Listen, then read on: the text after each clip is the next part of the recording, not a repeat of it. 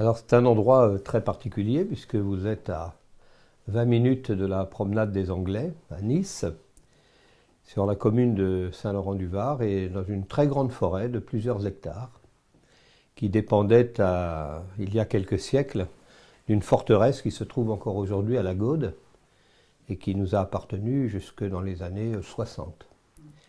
Ensuite, nous avons rétréci un peu le domaine et là vous êtes dans ce qui était probablement une extension de ce château, et donc un lieu qui a été développé par les hospitaliers de Saint-Jean, les chevaliers hospitaliers de Saint-Jean, puisque à cette époque, là où nous nous trouvons, c'était le comté de Provence, et de l'autre côté, le comté de Nice, qui dépendait de l'Empire germanique, et le Var, le fleuve, le Var, était une frontière. Donc nous sommes aujourd'hui en France, mais ça n'était pas le cas au début.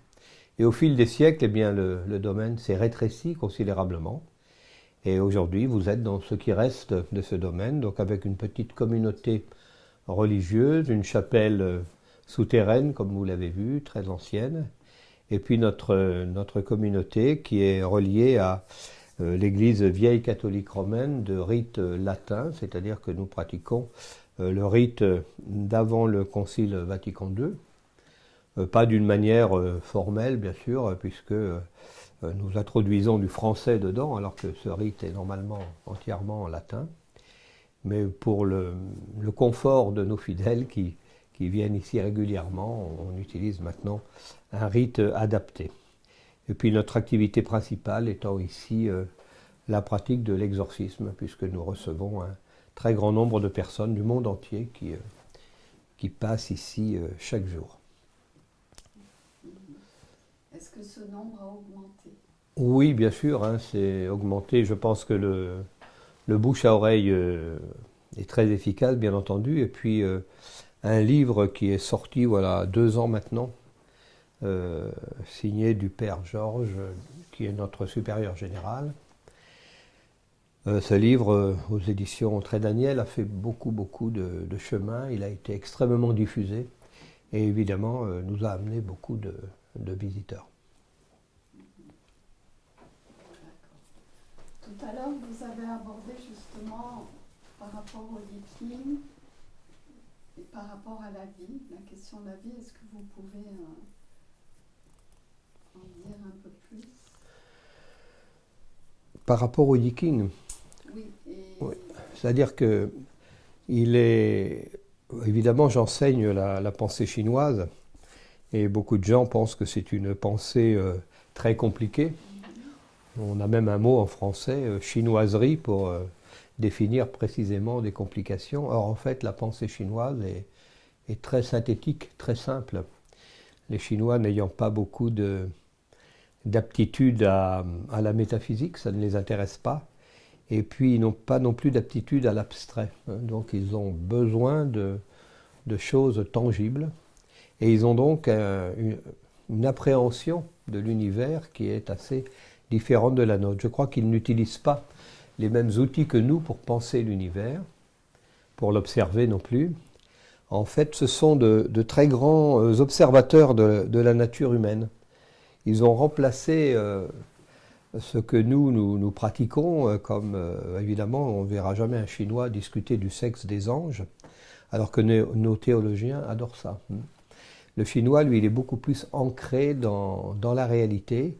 Il a le temps pour lui, il n'a pas d'objectif précis dans la vie, il va au gré des possibilités, mais alors que nous sommes toujours tendus vers un but, avec l'angoisse de la traversée.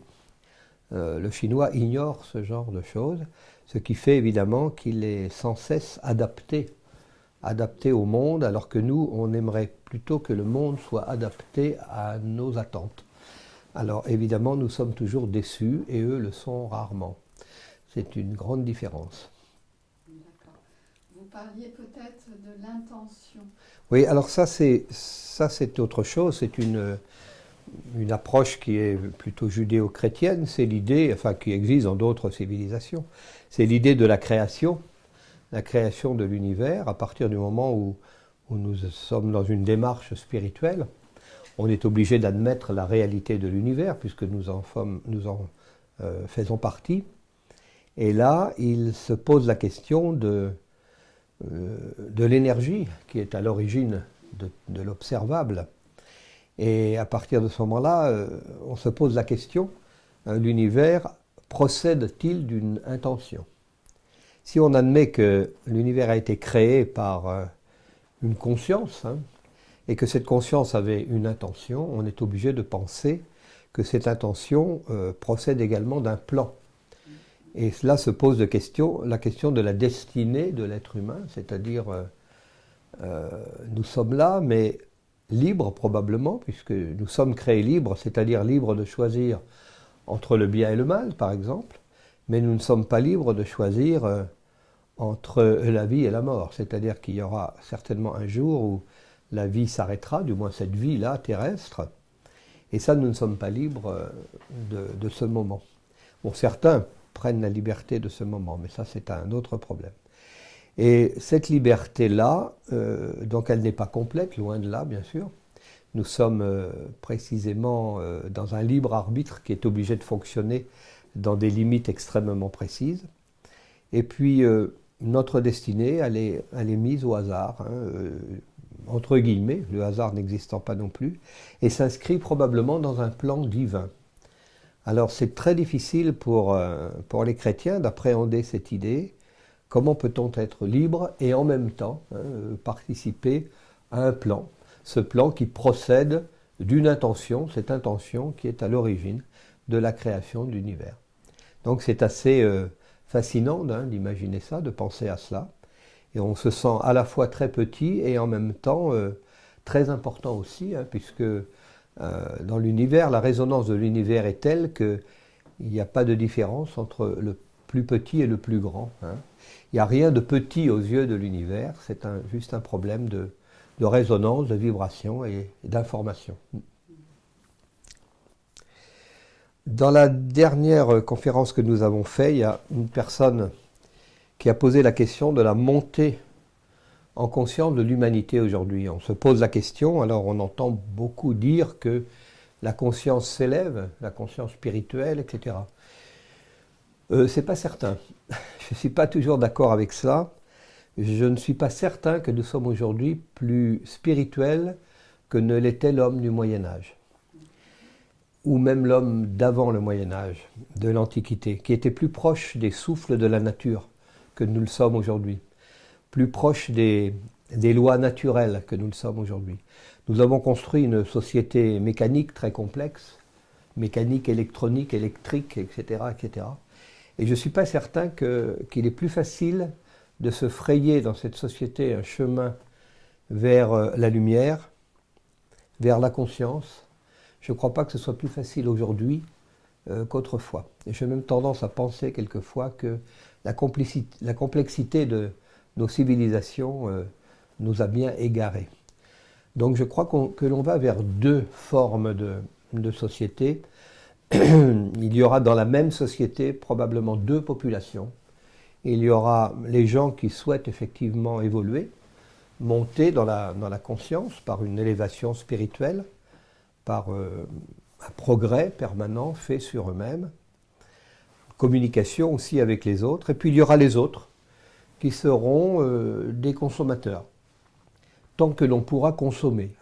Parce que est-ce qu'un jour ça ne s'arrêtera pas? On parle déjà aujourd'hui d'une régression dans la consommation, etc. On ne peut pas toujours être probablement dans un progrès constant de consommation, etc. Il faudra qu'un jour les choses s'arrêtent, ça n'aura plus de sens. Mais on va mettre très longtemps. Donc il y aura ces gens-là qui consommeront, et puis il y aura les autres qui essaieront d'avancer sur d'autres plans. Je crois qu'on ne peut pas éviter que ces deux populations cohabitent. Espérons qu'elles finiront par s'interpénétrer dans la bonne direction, mais on ne peut pas éviter, je crois, ça. Alors dire qu'il y a une montée en conscience aujourd'hui, certes, mais elle ne concerne absolument pas tout le monde, loin de là. Et je crois qu'on ne peut pas non plus imaginer qu'on est plus plus évolué spirituellement que ne l'étaient nos ancêtres. Je suis même quelquefois persuadé du contraire. Quand on voit l'excellence de la pensée de Maître Eckhart, par exemple, au XIIe siècle, on n'a pas fait mieux depuis. Nos penseurs d'aujourd'hui, vraiment, souvent ne sont même pas à sa pointure. Michel, excusez-moi. Oui. Pardon. Tu reviens à ton thème Oui, oui, ben, on avait déjà noté quelques... Voilà, oui. Merci. sur la conscience. Voilà. Mais excusez-moi, parce que moi, le thème, on est toujours dans la mort. Oui, on y vient, D'accord. on y vient, on y vient. Merci. Voilà. On continue? Ah oui, oui, allez. Donc, alors, dans notre dernière conférence, nous avions abordé le problème de la mort. Évidemment, il y a un lien avec tout ce que je viens d'exprimer ici, c'est qu'à partir du moment où nous existons dans cet univers, il va y avoir nécessairement un moment où nous allons devoir le quitter, du moins en ce qui concerne notre enveloppe humaine. Alors selon les civilisations, l'enveloppe humaine a plus ou moins d'importance. Il est certain que si je suis bouddhiste zen, par exemple, mon corps n'est qu'un sac de peau qui n'a plus strictement aucun intérêt à partir du moment où la mort intervient. Même à l'intérieur du monde chrétien, l'approche est assez différente.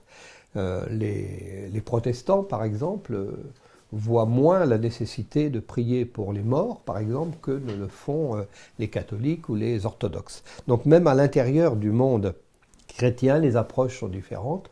C'est tout à fait normal, puisque le christianisme ayant démarré au Moyen-Orient, s'est ensuite confronté au fur et à mesure de son expansion à des civilisations très différentes. Et obligatoirement, il s'est teinté un peu de ces différences. Donc il ne faut pas regarder ça comme quelque chose de négatif. Il faut faire un petit peu comme le font les bouddhistes, qui disent que 30 obédiences bouddhistes enrichissent le bouddhisme, alors que nous, on a tendance à dire que 30 obédiences chrétiennes divisent le christianisme. Non, la différence enrichit, bien sûr, à condition que chacun respecte le chemin de l'autre. Donc là, il est certain que les chrétiens ont beaucoup de progrès à faire sur ce plan-là. Bon, il faudrait être certain aussi que les bouddhistes sont parfaitement tolérants les uns envers les autres. Nous savons que c'est faux, parce que la nature humaine est toujours là, bien entendu. Hélas, pour le moment, on ne peut pas faire autrement. Alors, la mort est véritablement quelque chose qui intervient d'une manière inéluctable, on ne peut pas s'y soustraire. Quelquefois d'ailleurs, c'est la grande angoisse de l'humanité, bien entendu.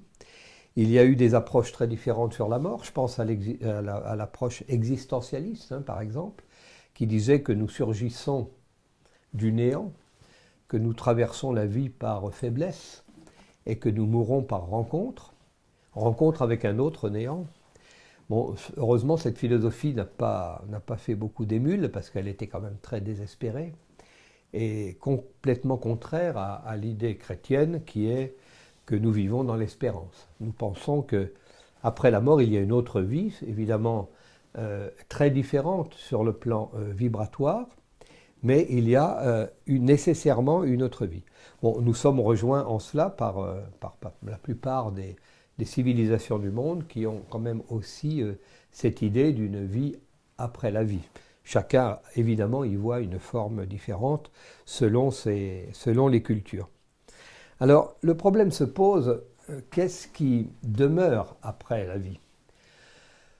Si vous êtes bouddhiste zen, c'est assez dur. On vous dit que lorsque la mort survient, le corps disparaît, il repart à la matière, l'esprit disparaît, l'âme même disparaît, et il ne reste absolument plus rien.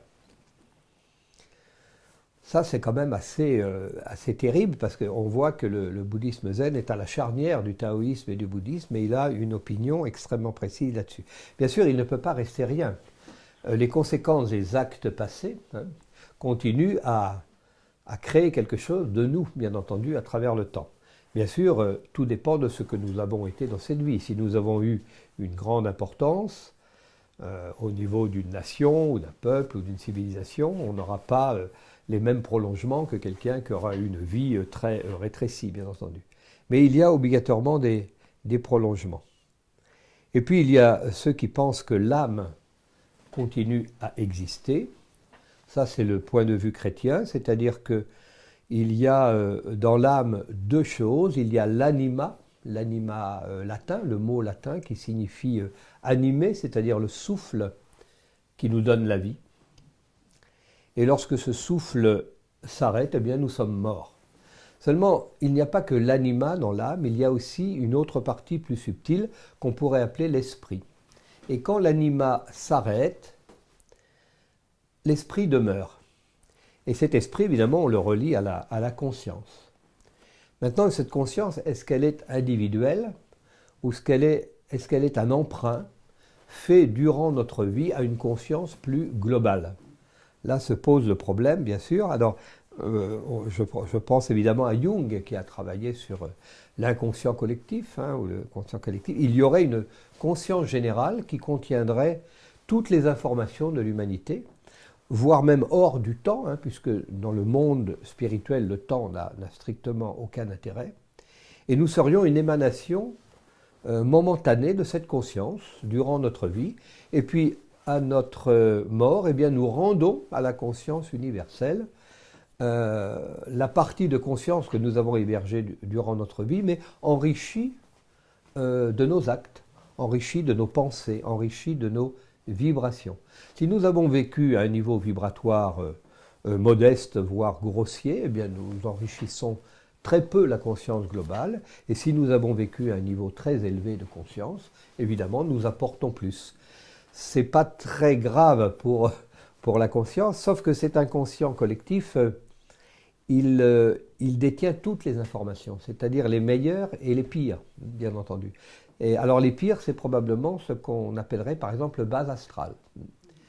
Et là, nous en venons évidemment aux expériences de NDE, les expériences de mort imminente, parce qu'on parle toujours de ces gens qui se sont approchés d'un tunnel de lumière, etc., qui ont même rencontré des proches et qui ont eu très envie de passer de l'autre côté, et puis ils n'y sont pas allés.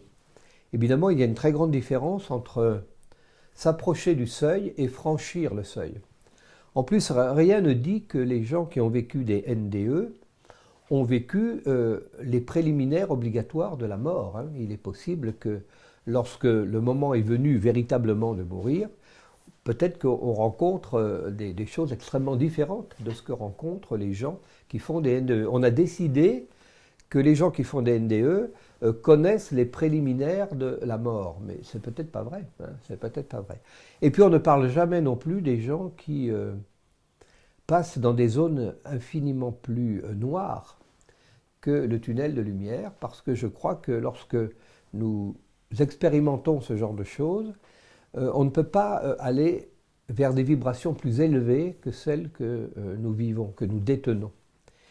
Et beaucoup de gens, lors de ces expériences-là, évidemment, traversent le bas astral et conservent de cette expérience, non pas un souvenir lumineux, extraordinaire, comme ceux qui ont connu le tunnel de lumière, mais conservent au contraire une terrible angoisse. C'est ce qui a probablement donné naissance à tout un tas de légendes, de choses comme ça. Je pense que l'enfer de Jérôme Bosch, par exemple, est une description de ce qu'on peut rencontrer en traversant le bas astral. C'est une image de ce qu'a pu rencontrer peut-être cet artiste qui peut-être a vécu ce genre d'expérience. Donc il faut un petit peu démystifier ce problème des NDE, parce qu'on peut les vivre de manière très différente. En tout cas, elles ont un immense intérêt, c'est qu'elles nous ont amenés à comprendre que la conscience n'est pas dans notre cerveau. Jusque-là, on pensait que le siège de la conscience, le siège de toute chose, de toute réflexion, de tout exercice spirituel ou intellectuel était là, et on sait aujourd'hui que ce n'est pas vrai, puisque les gens qui vivent les NDE, alors qu'ils sont en mort clinique, ont la possibilité de voir, d'entendre, de traverser même les murs, d'aller voir ailleurs. Et là, on retrouve un petit peu les expériences que peuvent faire les gens qui font des voyages dans l'astral. Tout cela est extrêmement lié. Et il faut savoir aussi que ce n'est pas obligatoirement relié à une préoccupation spirituelle. J'ai rencontré des gens qui voyageaient dans l'astral et qui n'en faisaient absolument rien. Ça n'était pas pour eux un outil de développement spirituel. Ce n'est pas nécessairement lié. Voilà. Alors que très souvent, on pense que l'un ne va pas sans l'autre, mais c'est absolument faux.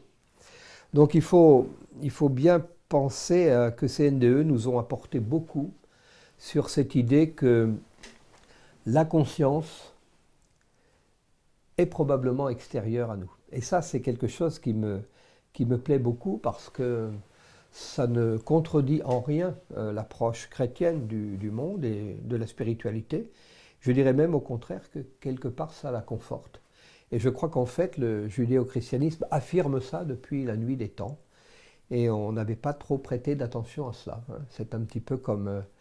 je me suis aperçu en parlant avec des physiciens quantiques que le Yi, par exemple, qui a donné naissance au taoïsme et à l'essentiel de la pensée chinoise, eh bien, est relié au monde quantique, notamment dans l'approche du futur.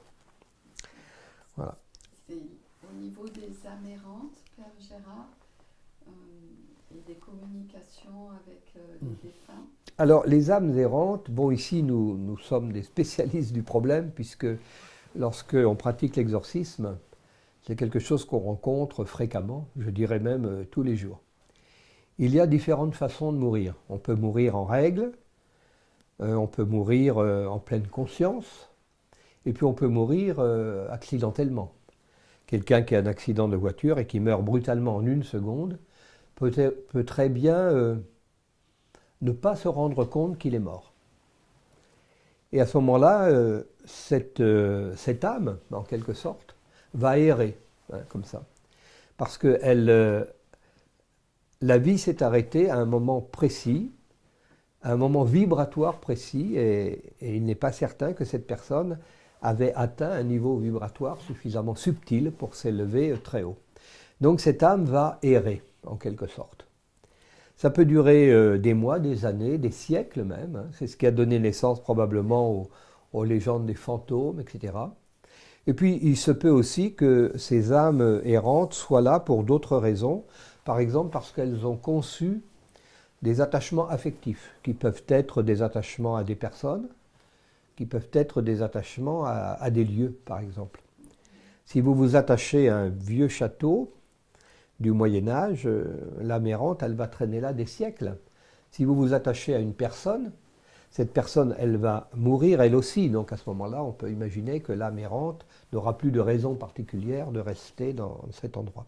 C'est la raison pour laquelle, dans le christianisme, on conseille de prier pour les morts, parce que le fait de prier pour les morts élève leur vibration et leur permet d'aller le plus loin possible vers la lumière. Donc il est très important pendant 40 jours, au moins, on rejoint là un petit peu le bardo des Tibétains, c'est à peu près la même durée. On sait que pendant ces 40 jours, la conscience n'est pas très loin en fait, et on peut influer sur cette conscience. Donc il est extrêmement important de travailler là-dessus. Et nous avons, dans le cadre de l'exorcisme, très très souvent, nous rencontrons des âmes errantes. Alors c'est très facile les âmes errantes parce que, à la différence des entités malveillantes, si vous voulez, l'âme errante, elle n'a qu'une seule envie, c'est de monter, de partir plus haut vers la lumière. Alors que l'entité malveillante, elle a un projet tout à fait contraire. Elle veut s'installer, elle veut squatter la personne, et elle s'y installe et elle a évidemment une action de l'intérieur. Donc on est dans 2 situations extrêmement différentes, mais nous sommes confrontés aux 2. Le problème de l'âme errante, si vous voulez, admettons que vous ayez une grand-mère qui avait une projection affective puissante sur vous, à son décès, elle ne va pas accepter de quitter la projection affective qu'elle avait faite, donc elle va s'accrocher à vous. Hein. Et par contre, l'inconvénient, c'est que ça prend de l'énergie. Voilà. Donc vous avez beaucoup de gens qui sont extrêmement fatigués après un décès, ils n'arrivent pas à s'en remettre. Et c'est souvent parce qu'ils font l'objet d'une projection affective d'une personne décédée. C'est puissant et ça peut être épuisant. Absolument. Et l'âme, quand elle quitte ce corps ou l'esprit, va traverser différents taux. Voilà. Alors maintenant se pose le problème de l'identité de l'âme. Est-ce que si je m'appelle Jules Dupont, est-ce que je reste Jules Dupont jusqu'à la consommation des temps? Il est évident que ça, c'est une vision très terrestre du problème. Je crois que la spiritualité ne peut pas fonctionner à partir d'une approche individuelle, sauf dans cette existence-là. Et lorsque nous quittons cette existence, il est probable que l'on rejoint la grande conscience universelle, mais à ce moment-là, est-ce qu'on est encore individualisé ou est-ce que... Vous voyez, c'est l'image que nous renvoie la philosophie chinoise, hein, de cette vague de la mer qui se casse sur une plage et qui crée une très grande quantité de petites gouttes d'eau. Chaque goutte d'eau est individualisée, comme nous le sommes. Et le temps que cette goutte d'eau sur le sable va vivre, enfin va exister, elle va prendre des informations. Hein, la lune si c'est la nuit, le soleil si c'est le jour, etc. Et puis la prochaine vague va récupérer cette goutte d'eau et va la ramener dans l'immensité de la mer. À ce moment-là, est-ce qu'elle est encore goutte d'eau ou est-ce qu'elle ne l'est plus? En même temps, elle l'est toujours et en même temps, elle ne l'est plus. Mais ça, ce n'est pas très grave. Qu'est-ce qui est important? C'est l'information qu'elle a ramenée dans la mer qui est importante. Et la prochaine vague va renvoyer sur la plage d'autres petites gouttes d'eau, étrangement semblables aux précédentes, mais qui ne seront jamais absolument identiques à la précédente, mais qui contiendront quand même un peu de l'information des précédentes. C'est pour ça que j'ai tendance à penser que nous sommes avant tout de l'information. L'âme même peut-être, je m'avance peut-être au risque de scandaliser bien des gens, mais est-ce que notre âme elle-même ne serait pas une forme d'information? Voilà. Car que reste-t-il de nous lorsque nous disparaissons aux yeux de ceux qui restent? De l'information. Il reste de nous des souvenirs, il reste de nous des actes, des œuvres, des pensées, etc. C'est de l'information, essentiellement de l'information. Et l'univers est information, bien sûr. Même si on retire la matière de l'univers, si on retire le temps, on peut retirer tout ce qu'on veut, il restera toujours de l'information. Et l'information est vibratoire, nécessairement.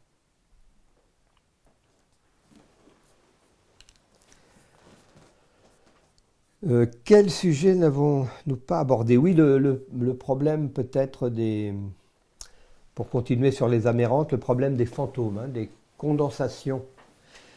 Justement, on revient encore une fois aux vibrations. Les amérantes, ce sont des vibrations. Ce qu'on appelle les fantômes, les spectres, etc., qui sont identifiés, vus par certaines personnes, sont des densifications de ces vibrations. Ça nous arrive ici, évidemment, par rapport au nombre de gens que l'on reçoit, il nous arrive d'être obligés de nettoyer fréquemment le lieu où nous recevons les gens.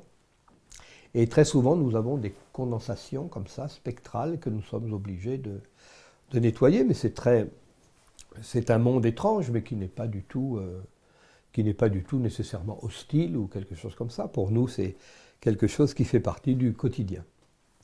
Le problème, c'est que on ne fait plus attention dans nos civilisations modernes au rite de passage. Il y avait autrefois un rite de passage extrêmement précis.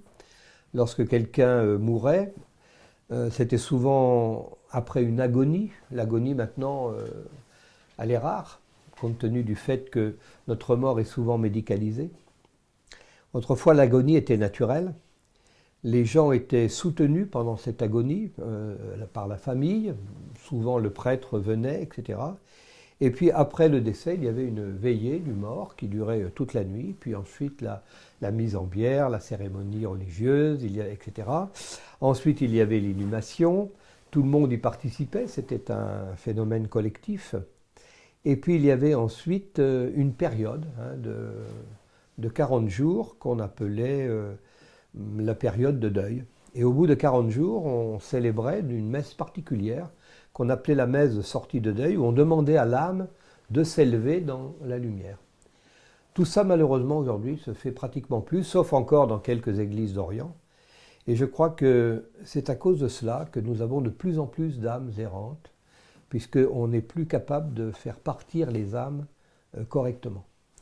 Dans toutes les civilisations, dans toutes les religions, ces rituels de passage existaient. Alors, ils existent encore dans beaucoup de traditions, mais malheureusement, chez nous, c'est en perte de vitesse. En plus, se pose chez nous le problème de la crémation, qui n'a jamais été réprouvé par l'Église, comme on l'a dit, parce qu'il y a toujours une présence religieuse dans tous les crématoriums. Le problème, c'est que la crémation a été lancée au départ par des gens qui avaient des idées un peu existentialistes, qui disaient de toute façon, le corps n'a aucune importance, on vient de nulle part, on va vers un néant, donc qu'on soit brûlé ou autre chose, ça n'a pas d'importance. En fait, c'est très important. C'est très important. D'ailleurs, ce n'est pas par hasard qu'autrefois, on brûlait par exemple les hérétiques. On aurait pu les pendre, les noyer ou je ne sais pas quoi. On les brûlait, ça veut dire qu'on faisait disparaître de la création tout ce qu'ils avaient été. Ça veut dire qu'ils n'avaient pas existé. C'est grave, parce que n'ayant pas existé, ils ne pouvaient plus participer à la fin des temps, à la résurrection des corps glorieux. Donc c'était un acte grave. Et l'incinération que l'on pratique aujourd'hui reste un acte grave. Ça ne veut pas dire qu'on ne peut pas se faire incinérer, loin de là, mais il ne faut pas le faire n'importe comment. Vous voyez, par exemple, les hindouistes pratiquent l'incinération, mais d'une manière extrêmement différente de la nôtre. D'abord, ils incinèrent très rapidement, et puis, comme le bois coûte très cher, et que pour brûler un corps, il faut énormément de matière, de bois, les corps sont très, très peu brûlés en réalité. Moi, je suis allé en Inde, j'ai vu jeter dans le Gange ou un autre fleuve sacré des corps qui sont brûlés à 35%. Voilà. Donc il reste beaucoup de choses. Notre incinération à nous est une extermination complète de la matière. C'est-à-dire que d'abord on brûle entièrement le corps et tout ce qui reste ensuite passe dans un broyeur, tout est réduit en très fine farine. Il y a un peu là une destruction de la conscience, surtout si on procède avant le 5e jour. Il vaut mieux attendre avant d'incinérer. Et l'incinération doit être demandée par la personne avant sa mort, elle doit en parler à ses proches, parce qu'il faut qu'il y ait un accompagnement. Il faut qu'il y ait des gens qui accompagnent la mémoire de celui qui s'en va à la mémoire de ceux qui restent. Il faut qu'il y ait un rite de passage ici. Et si, comme le font beaucoup de familles, on fait incinérer les gens alors qu'ils ne l'ont pas toujours demandé, parce que ça coûte moins cher, on peut le comprendre évidemment, économiquement parlant, mais spirituellement parlant, c'est un acte grave. Et surtout si on le fait avant les 4 jours. Voilà. Donc il y a une question à se poser à ce niveau-là, sur la manière dont nous procédons. Et juste une question pour les non-croyants, est-ce que quelque part la question l'amour peut permettre ce rituel de passage? Alors l'amour peut tout permettre, heureusement. Et on n'est pas obligatoirement,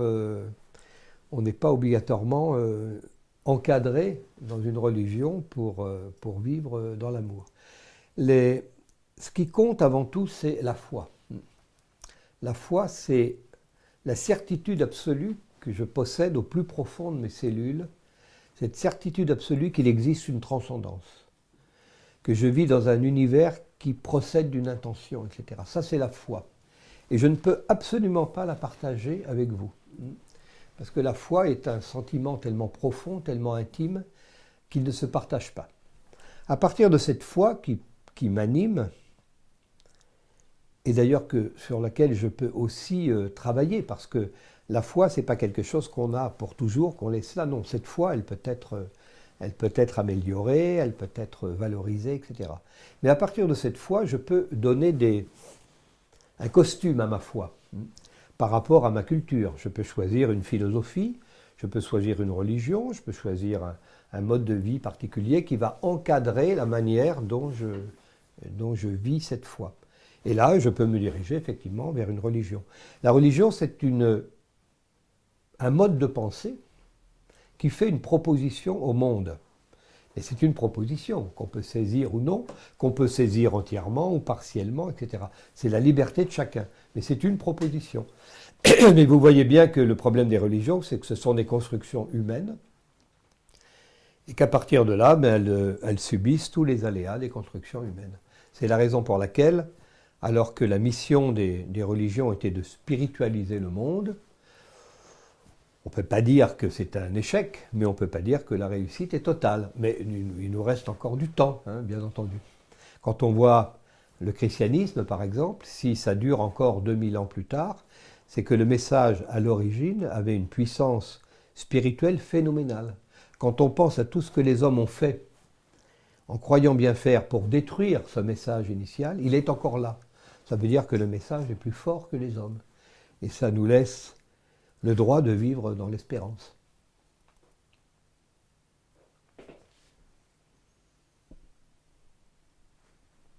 On arrête là sur le droit de vivre dans l'espérance. Père Gérald, une question. Quel est le fil qui vous a orienté vers l'exorcisme, de travailler avec ces âmes? Alors d'abord, il faut savoir que l'exorcisme ne peut pas être pour un religieux un choix, déjà d'une part. L'engagement religieux, c'est simplement la décision que nous avons à un moment donné de consacrer notre vie aux autres. Voilà. Bon, ça, c'est très simple. On peut d'ailleurs prendre cette décision dans un cadre tout à fait différent, hein. Bien entendu, moi, c'est mon choix. C'est mon choix parce que je l'associe évidemment à une démarche spirituelle. Quelqu'un qui travaille à la Croix-Rouge se consacre aux autres, mais pas nécessairement dans un contexte spirituel. Ça, c'est mon choix. Les autres font d'autres choix, c'est normal. Chaque voie est intéressante et doit être respectée. Et après, à l'intérieur de ce monde religieux, on peut discerner des gens qui présentent des qualités particulières. Des qualités de charisme, un équilibre émotionnel vraiment exceptionnel, etc. C'est-à-dire des qualités qui peuvent effectivement laisser penser, hein, à la hiérarchie, à l'évêque par exemple, que tel ou tel religieux pourrait devenir exorciste. Et à ce moment-là, on va engager, si la personne est d'accord, bien sûr, hein, il faut une adhésion de la personne, on va engager un processus donc de formation qui va durer plusieurs années. Et là, au cours de ce processus de formation, on va voir si la personne est réellement capable d'aller vers ce sacerdoce qui est extrêmement particulier. Il est dangereux, c'est épuisant, ça présente énormément d'inconvénients. C'est aussi passionnant, bien entendu, c'est la raison pour laquelle on en trouve encore quelques-uns. Mais c'est très très dur. Et à partir de ce moment-là, on rentre dans un monde effectivement tout à fait différent. Le monde de l'exorcisme est un monde absolument étonnant. Moi, je ne m'intéressais pas du tout à l'exorcisme lorsque je suis arrivé ici. Mais vraiment, quand je dis que je ne m'intéressais pas, je n'avais même pas lu un livre, un ouvrage là-dessus.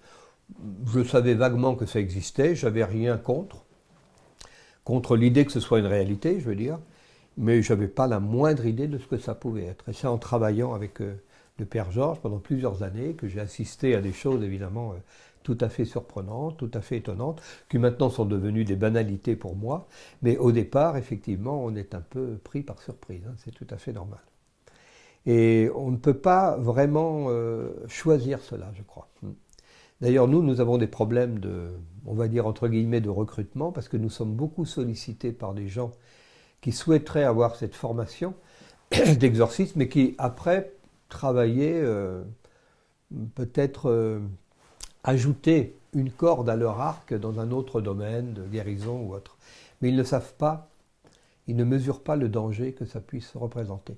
Donc là, systématiquement, dès qu'on voit que la personne ne souhaite pas passer par les préliminaires de la formation religieuse, on refuse, bien entendu, qu'il rentre dans cette idée de devenir un jour exorciste. C'est absolument pas garanti, hein, bien sûr. Disons que sur 100 personnes qui pourraient se présenter, ça pourrait concerner que 1 ou 2 personnes, pas plus. C'est très très difficile de trouver quelqu'un qui aurait ces qualités. Un mot pour terminer par rapport à ce thème. vie après la vie, du passage et de vos expériences aussi dans ce domaine? Alors, dans la mesure où je n'y suis jamais allé, et que je n'ai pas eu la possibilité donc d'en revenir, je me fie à l'expérience de ceux qui se sont approchés le plus près possible de cela. Je me fie à l'expérience de l'enseignement également. Il y a dans l'enseignement judéo-chrétien des réflexions qui ont été menées. Il y a toujours des gens qui vont un peu plus loin que les autres et qui nous ramènent des témoignages. À partir du moment où ces témoignages finissent par être nombreux et concordants, on peut accorder une certaine valeur à cela. Quand je regarde les autres civilisations, puisque je m'intéresse beaucoup à l'ethnologie, je m'aperçois que les êtres humains se posent ce problème de la mort et de l'après-vie depuis fort longtemps. On peut penser que l'homme a déjà une idée de la vie après la vie depuis la préhistoire. L'homme de Néandertal avait des sépultures. À partir du moment où on institue une sépulture, c'est qu'on pense qu'il y a quelque chose après. Sinon, il n'y a pas de raison. Il est probable que les civilisations des chasseurs-cueilleurs n'avaient pas une idée de vie après la vie aussi développée que plus tard, lorsque l'homme se sédentarise. Donc, penser qu'il y a une vie après la vie, c'est déjà une pensée spirituelle assez élaborée, en fin de compte. Et alors après, les approches sont différentes. Les Égyptiens mettaient avec les morts dans les sépultures des objets usuels pour qu'ils puissent les utiliser dans l'autre monde, etc. Et puis d'autres civilisations, au contraire, laissaient le corps sans même un vêtement. Enfin, il y a toutes sortes d'approches possibles. Tout ça, c'est le normal parce que la spiritualité est inséparable de la culture. La spiritualité va toujours prendre les oripeaux de la culture, c'est obligatoire. C'est la culture, d'ailleurs le mot culte vient de culture. Et toutes les religions, toutes les philosophies, même la politique, qui est une forme, un parti politique fonctionne comme une communauté religieuse, avec ses dogmes, ses règles, ses hérétiques, etc. etc. Je crois que toutes les communautés humaines fonctionnent de la même manière. Et l'homme est obligé de fonctionner dans des communautés, puisque l'homme est avant tout relation. L'homme sans relation n'existe pas. À l'instant même de notre naissance, nous avons besoin de notre mère, parce que nous sommes des mammifères inférieurs au début, bien sûr. Un petit chimpanzé est infiniment plus performant qu'un petit être humain au départ. Il va très vite éplucher des bananes, alors que l'être humain, le petit humain, il ne pourra pas. Quelque temps plus tard, on verra rarement un chimpanzé piloter un Airbus, c'est évident. Mais au départ, on n'est pas très performant. Donc tout cela, c'est un apprentissage. Il faut que le cerveau se développe, il faut que notre niveau spirituel se développe, etc. Donc nous avons besoin d'avancer, et pour cela, il nous faut le groupe. On ne peut pas exister sans le groupe. Vous savez, un ermite, ça ne sert pas à grand-chose si personne ne sait qu'il y a un ermite dans la montagne. S'il monte là-bas, tout seul, il croit rencontrer Dieu, mais il va rencontrer juste la solitude. En revanche, si dans le village en bas, on sait qu'il y a un ermite dans la grotte, dans la montagne, ça change tout. Voilà. Donc, même les ermites ont besoin des autres, ne serait-ce que par une communion spirituelle. Tu peux reposer ta question, Michel? Par rapport à vous, Père Gérard, de toutes vos expériences, quel mot final vous pourriez dire par rapport à vous, par rapport au processus de passage Je pense que le processus de passage est lié essentiellement à ce que nous sommes, puisque nous passons dans une vibration qui est notre vibration. Donc on meurt comme on a vécu, et pas autrement. Et je dirais que le christianisme, qui a été complexifié par un tas de réflexions, un tas de livres, etc., en fait est la chose la plus simple du monde. On peut le résumer en une seule phrase. Aimez-vous les uns les autres. Si on arrive à vivre avec cette seule phrase, aimez-vous les uns les autres, il n'y aura pas de problème de passage. Ce sera la même chose, de ce côté-là et de l'autre côté. Le passage pose problème uniquement si on n'est pas capable, dans cette vie-là, d'aimer soi-même d'abord et les autres ensuite, parce que c'est la même chose.